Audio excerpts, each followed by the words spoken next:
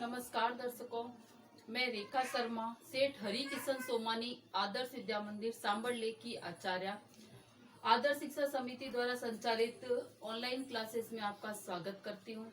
आज हम कक्षा 6, 7, 8 के हिंदी व्याकरण के अध्याय 4 शब्द विचार के बारे में पढ़ेंगे।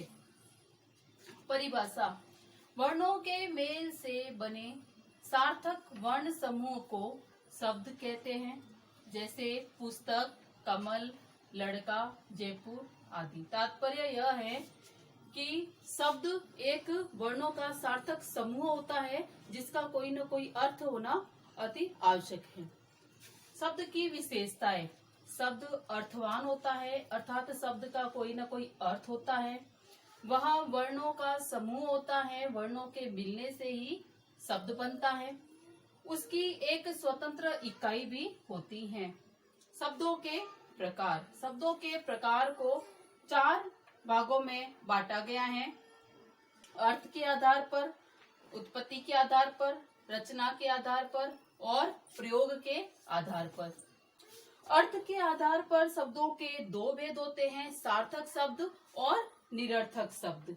उत्पत्ति के आधार पर शब्दों के 4 भेद होते हैं: तत्सम शब्द, तद्भव शब्द, देशज शब्द और विदेशी शब्द।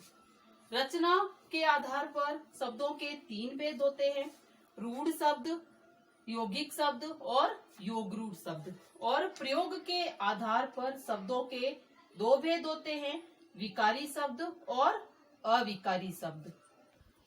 शब्दों के प्रकार को हम इस चार्ट के माध्यम से समझेंगे। अर्थ के आधार पर शब्दों के 2 भेद होते हैं: सार्थक शब्द और निरर्थक शब्द।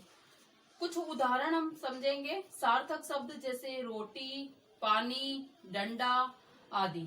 निरर्थक शब्द जैसे वोटी, वानी, वंडा आदि। उत्पत्ति के आधार पर शब्दों के 4 भेद होते हैं: तत्सम शब्द, तद्भव शब्द, देशज शब्द और विदेशी शब्द। तत्सम शब्द के उदाहरण है पुष्प, पुस्तक, मृत्यु, अग्नि आदि। तद्भव शब्द के उदाहरण है दूध, आग, काम, हाथ आदि। देशज शब्द के उदाहरण है पगड़ी, लोटा, थैला, डिबिया आदि। विदेशी शब्द के उदाहरण है डॉक्टर, बुक, रेडियो आदि। रचना के आधार पर शब्दों के 3 भेद हैं: रूढ़ शब्द, यौगिक शब्द और योगरूढ़ शब्द। रूढ़ शब्दों के उदाहरण है जल, कल, आम, नाम आदि। यौगिक शब्दों के उदाहरण है देवालय, राजकुमार, देवदूत आदि।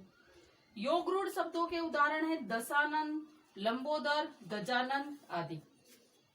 प्रयोग के आधार पर शब्दों के 2 भेद हैं: विकारी शब्द और अविकारी शब्द। विकारी शब्द जैसे लड़का, सुंदर, घोड़ा, नेता आदि। अविकारी शब्दों के उदाहरण है तेज, धीरे, कब, यदि आदि। अगले वीडियो में हम इन प्रकारों के परिभाषाओं के बारे में समझेंगे। धन्यवाद।